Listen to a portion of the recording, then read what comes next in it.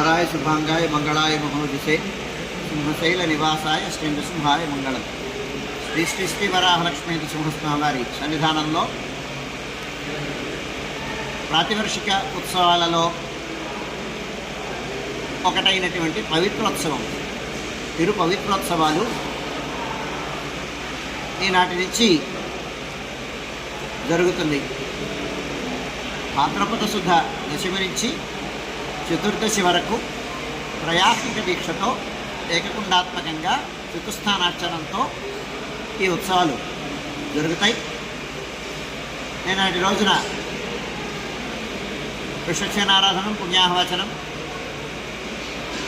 పరిషత్ విజ్ఞాపనం, ఉత్సవాంగీకారం, మృత్సంగ్రహణం, యాగశాలార్చనం, అంకురార్పణం, విశేష హోమాలు, ఈ కార్యక్రమం అంతా నిన్న సాయంత్రం జరిగింది. రాత్రి ఆరాధనతో అయిన తర్వాత అయిన తర్వాత మంగళాశాసనం, తీర్థ ప్రసాద వితరణంతో కార్యక్రమం పూర్తయింది. ఇవాటి రోజున ఉదయం ఆరాధన పూర్తయిన తర్వాత 7 గంటలకు శాంతి పాఠం, విన్నపాలు, విశేషమైన పారాయణలు జరుగుతాయి. చతుర్వేద పారాయణం, శ్రీరామాయణం, విష్ణు పురాణం, క్షేత్రమాహాత్మ్యం, శ్రీభాష్యం, భగవద్విషయం, అలాగే స్తోత్రపారాయణం, దివ్య ప్రబంధ సేవాకాలం జరుగుతాయి. వీటితో సమాంతరంగా కళ్యాణ మండపంలో యాగశాలలో చతుస్థానార్చనం జరుగుతుంది. ఇవాళ విశ్వక్షేణారాధనం, పుణ్యావాచనం, యాగశాలార్చన అయిన తర్వాత కుంభావాహనం, చక్రాబ్జమండల ఆవాహనం, పవిత్ర అధివాసం, ప్రతిష్ట కార్యక్రమాలు ఈ పూట జరుగుతాయి. దీనికి సంబంధించినటువంటి దేవత హవనం జరుగుతుంది, విశేషమైన హవనం. ఇదైన తర్వాత ఆద్యపూర్ణాహుతి, బలిహరణం అయిన తర్వాత మధ్యాహ్నం 11:30 గంటల వరకు పారాయణలు కొనసాగుతాయి. 11:30 గంటల నుంచి 12:15 గంటల వరకు రాజభోగ నివేదనం, మహానివేదనం. ఈ సమయంలో భక్తుల యొక్క దర్శనం నిలుపుదల చేయడం జరుగుతుంది. స్వామివారు రాజభోగ నివేదనం అయిన తర్వాత మంగళహారతి, తరువాయి అంటే శాక్తుమర విన్నపం అయిన తర్వాత తీర్థప్రసాద వితరణంతో ఈ పూట కార్యక్రమం పూర్తవుతుంది. సాయంకాలం సుమారు 5 గంటల ప్రాంతంలో ఉత్సవమూర్తులు గోవిందరాజ స్వామివారు ఉభయ దేవేరులతో కూడి గ్రామ తిరువీధి మహోత్సవాన్ని జరుపుకుంటారు.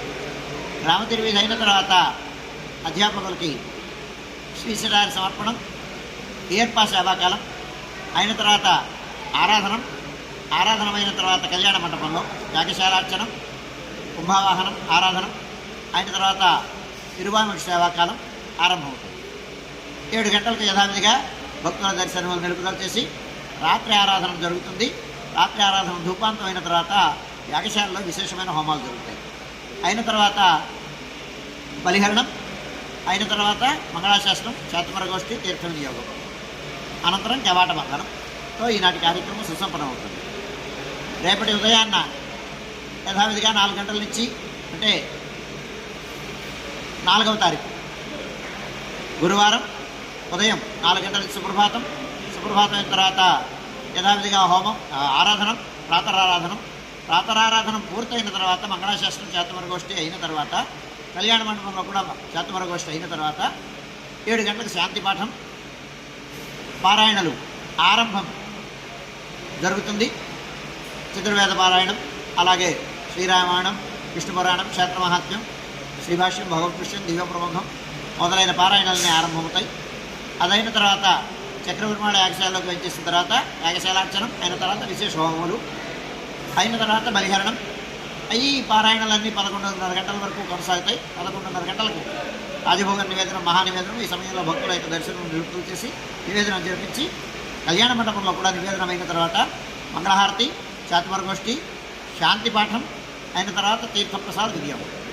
సాయంకాలం యథావిధిగా 5 గంటలకు తిరువీధి మహోత్సవం అయిన తర్వాత యాగశాల కళ్యాణ మండపంలో ఆరాధన అయిన తర్వాత ఏర్పా సేవాకాలం, ఆరాధన అయిన తర్వాత తిరువామిడి సేవాకాలం, యాగశాలలో విశేషమైన ఆరాధన, హోమములు జరుగుతాయి. హోమములు పూర్తయి సాయంకాలం 7 గంటల వరకు దర్శనములు కొనసాగుతాయి. 7 గంటలకి యథావిధిగా దర్శనములు నిలుపుదల చేసిన తర్వాత రాత్రి ఆరాధన ఆరంభం. రాత్రి ఆరాధనం ధూపాంతం అయిన తర్వాత హవిస్సు నివేదనం, బలిహరణం, విశేష హోమములు అయిన తర్వాత బలిహరణం అయిన తర్వాత స్వామివారు యాగశాల నుంచి పవిత్ర పాత్రలని తీసుకొని శిరస్సును ధరించి బేడా ప్రదక్షిణ పూర్వకంగా ప్రధానాలయంలోకి వేయించేస్తారు. వేయించేసిన తర్వాత ప్రధానాలయంలో విశ్వసేనారాధన పుణ్యాహవచనం అయిన తర్వాత పవిత్ర సమర్పణం జరుగుతుంది. ప్రధానాలయంలోనూ అలాగే ఉత్సవమూర్తులు గోవిందరాజస్వామి సన్నిధిలో ఉండేటువంటి మూర్తులకి, అలాగే శయన మందిరంలో ఉండేటువంటి శయన బేరానికి, మదన గోపాలస్వామి వారికి, అయిన తర్వాత ద్వారపాలకులకి, తోరణ ద్వారపాలకులకి, పతాకలకి, అలాగే తాయారు సన్నిధిలోను, అయిన తర్వాత ఆండాళ్ సన్నిధిలోను ప్రదక్షిణపూర్వకంగా లక్ష్మీనారాయణ స్వామి సన్నిధిలోను, అయిన తర్వాత ప్రదక్షిణంగా వచ్చి ఆళ్వారి సన్నిధిలో పవిత్ర సమర్పణం చేసుకున్న తర్వాత కళ్యాణ మండపంలోకి వెళ్ళి కళ్యాణ మండపంలో ఉత్సవమూర్తులు గోవిందరాజస్వామి ఉభయదేవులకి, చక్రపరివాళ్ళకి, అలాగే ఆళ్వార్లకి పవిత్ర సమర్పణం చేసి, అలాగే బింబంతో పాటు కుంభానికి, మండలానికి, అలాగే ఉపకుంభాష్టకానికి, అలాగే కుండానికి, కళ్యాణ మండప ద్వారపాలకులకి, తోరణ ద్వారపాలకులకి, తోరణాలకి, పతాకలకి అన్నిటికీ పవిత్ర సమర్పణ అవుతుంది. అలాగే ధ్వజస్తంభం దగ్గర ఉండే గరుడాళ్ళ వారికి ధ్వజానికి, బలిపీఠానికి పవిత్ర సమర్పణ జరుగుతుంది. ఇదంతా పూర్తయిన తర్వాత పవిత్ర సమర్పణ అయిన తర్వాత నివేదనం, కళ్యాణ మండపంలో నివేదనం అయిన తర్వాత మంగళ నీరాజనం, శాప్తమర గోష్ఠి, తీర్థ వినియోగం, ప్రసాద వితరణతో ఈనాటి కార్యక్రమం సుసంపన్నమవుతుంది. 5వ తారీఖు ఉదయం యథావిధిగా 4 గంటల నుంచి సుప్రభాత సేవ, సుప్రభాతం అయిన తర్వాత ప్రాతరారాధనమై పూర్తి హోమం, బలిహరణం, మంగళాశాస్త్రం, చాత్మర గోష్ఠి, తీర్థ వినియోగం అయిన తర్వాత సన్నిధిలో మంగళాశాస్త్రం పూర్తి చేసుకున్న తర్వాత కళ్యాణ మండపంలో కూడా మంగళాశాస్త్రం అయిన తర్వాత సుమారు 7 గంటలకి శాంతి పాఠంతో ఆరంభమవుతుంది. పారాయణలన్నీ చేయడానికి ఉపక్రమిస్తారు. చతుర్వేద పారాయణం, శ్రీరామాయణం, విష్ణు పురాణం, క్షేత్రమహాత్మ్యం, శ్రీభాష్యం, భగవత్కృష్ణం, దివ్య ప్రబంధం మొదలైన పారాయణాలని ఆరంభిస్తారు. అయిన తర్వాత చక్రపెరుమాళ్ళు యాగశాలలోకి వేయించేసిన తర్వాత యాగశాలార్చనం, విశేష హోమాలు అవుతాయి. ఈ కార్యక్రమంతో సుమారు 11:30 గంటల వరకు జరిగిన తర్వాత 11:30 గంటలకు రాజభోగం, మహానివేదనం. ఈ సమయంలో భక్తుల యొక్క దర్శనములు నిలుపుదల చేసి రాజభోగ నివేదన కళ్యాణ మండపంలో కూడా వెళ్ళి అది పూర్తయిన తర్వాత మంగళ నీరాజనం, శాత్మర గోష్ఠి, తీర్థప్రసాద వినియోగం. సాయంకాలం 5 గంటలకు తిరువీధి జరగాల్సింది. రాత్రి ఆరాధన అయిన తర్వాత జరుగుతుంది. 7 గంటల వరకు దర్శనములు కొనసాగుతాయి. 7 గంటలకు దర్శనములు నిలుపుదల చేసిన తర్వాత రాత్రి ఆరాధన.